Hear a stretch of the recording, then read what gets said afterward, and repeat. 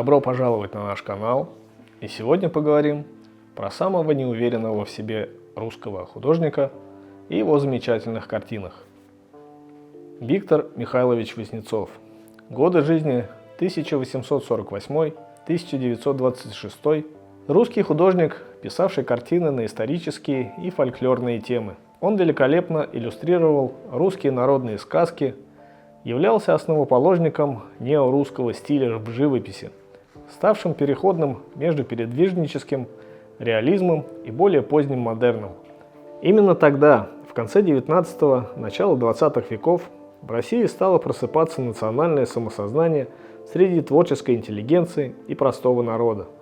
Людям стала интересна жизнь допетровской России, народные традиции и фольклор, которые в творческой обработке многих талантливых художников и писателей получили вторую жизнь, избавившись от ненужных анахронизмов.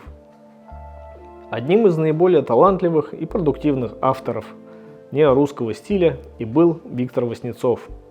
О нем, писавшем великолепные картины на тему русской старины и фольклора, мы и поговорим в этом видео. Васнецов был человеком очень неуверенным в себе, доходило до крайности. Когда он решил поступить в Академию художеств в Петербурге, то вполне успешно сдал приемный экзамен. Благо, талантом Бог его не обделил. Вот только узнал он о своем поступлении ровно через год, когда вновь решил поступить учиться в это учебное заведение. Он просто не поверил, что ему, всего лишь Витеньке Васнецову, удалось поступить в главное художественное заведение в России. «Молодой человек, вы уже зачислены. Где вы целый год пропадали?» – сказали ему. Дальше следовала немая сцена. Впрочем, Васнецов не считал тот год потерянным, да и в академии до конца так и не доучился. А после того экзамена Васнецов стал учиться в Московской школе общества поощрения художеств у самого Ивана Крамского. Тот говорил Васнецову: «Голубчик, в вас неуверенности на троих, и она вам жить мешает. Смелее будьте, дерзче, тогда чего-нибудь в живописи и добьетесь». Васнецов слова передвижника воспринял близко к сердцу и действительно стал несколько смелее, хотя полностью характер не переделаешь. Да, и в творчестве это не мешало, иначе не создал бы он свои великолепные картины. Васнецов родился в семье бедного сельского священника, потому и детство его ничем не отличалось от детства обычного крестьянского мальчишки. Он много работал в поле, в свободное время собирал в лесу грибы и ягоды и играл с приятелями. Крестьянский быт он знал не понаслышке, крестьяне были его друзьями и приятелями, потому ему, в отличие от прочих художников-интеллигентов, к примеру, Константину Маковскому, намного проще было впоследствии достоверно изображать жизнь, быт и портреты русских крестьян. Их образы были предельно достоверны и реалистичны. Васнецову не нужно было ничего придумывать и сочинять. Просто пиши, что видел в детстве и отрочестве. Поначалу жизненный путь Васнецова казался вполне ясным. Учеба в духовной семинарии, поскольку туда детей священников принимали бесплатно, а кроме Васи у его отца было еще 6 детей, и на учебу каждого средств никак не имелось.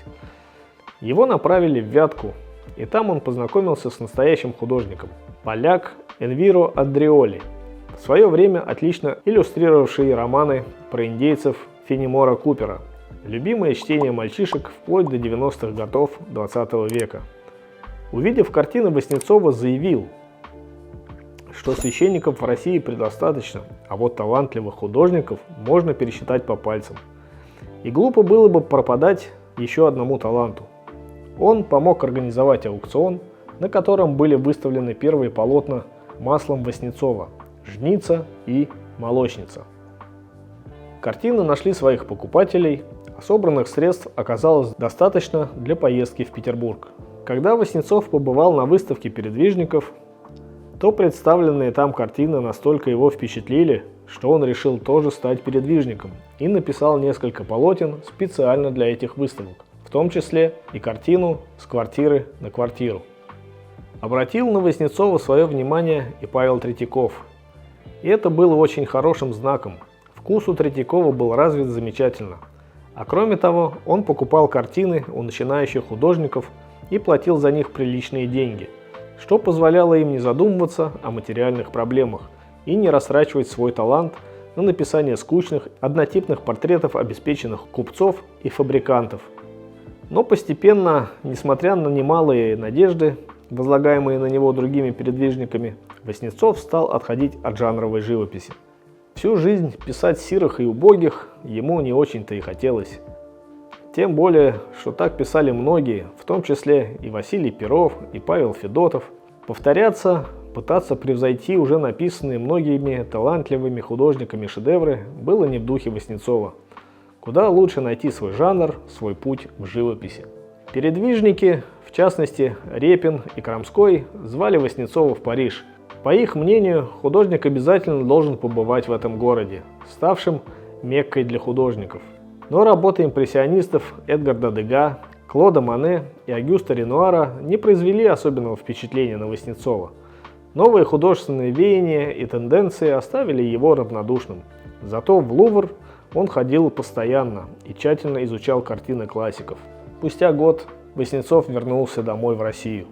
В 1871 году Васнецов, устав от жизни в Петербурге и заболев от типичного промозглого петербургского климата, решил съездить к родственникам в деревню Рябово, неподалеку от Вятки. И в этом провинциальном городе встретил любовь всей своей жизни – Сашу Рязанцеву. Они познакомились в Вятском музее, и 23-летний Витя понял – это та девушка, с которой ему хорошо. Чем-то эта встреча напоминала первое знакомство со своей будущей женой Марка Шагала. Правда, случилось при менее драматических обстоятельствах. А женился на Саше Рязанцевой Васнецов, уже возвращаясь из Парижа. Вот и еще одна причина его относительной скоротечной заграничной поездки. Тяжело жить на чужбине, зная, что на родине ждет любимая девушка. Они приехали в Петербург, и вопреки всем представлениям, что художники обычно всегда ведут богемный образ жизни, и их жены чаще всего несчастны, прожили душа в душу 50 лет и воспитывали 5 детей. Свое настоящее творческое признание Васнецов нашел в Москве. И тогда достаточно сменить место жительства, переехать из чопорного холодного Петербурга, в котором Васнецову всегда было неуютно, в хлебосольную купеческую Москву, чтобы найти свой путь в творчестве. В Москве все Васнецову казалось чудом. В этом городе еще остался исконно русский дух, а предания старины глубокими, столь милые и интересные Васнецову не казались пустыми бабьими сказками. В 1880 году он пишет картину «После побоища Игоря Святославича с половцами». Ее приняли, мягко говоря, без особого восторга. «Упоение трупами» – вот типичная рецензия на эту картину. Она впервые объединила академистов и передвижников, которые были единодушны в бесконечной критике творения Васнецова. Помогла поддержка старого художественного учителя Павла Чистякова.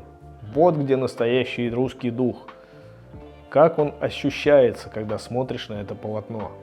И Васнецов нашел свою нишу. Он стал писать настоящие картины по мотивам русских народных сказок и былин. А ведь раньше былины и сказки никто не воспринимал всерьез. Имелись простенькие иллюстрации и аляповатые лупки, не более того. Васнецов же создал новую реальность, сказочную, исконно русскую, самобытную, увидев которую у каждого русского человека теплело на душе. Воспоминалось детство и удивительные народные сказки и предания, которые наверняка слышал каждый. И каждому было интересно увидеть, как выглядела Аленушка, 3 богатыря, Иван-царевич. Чудесный мир русских сказок оживал в полотнах Васнецова. Менялись эпохи, мода на искусство, а творчество Васнецова было вневременное и вечное, не подвластное ни политике, ни скоротечным художественным модным направлениям. Канул в прошлое соцреализм, абстракционизм уже не кажется новаторским, а картины Васнецова восхищают детей и взрослых, дают радость, чувство принадлежности к единому русскому народу.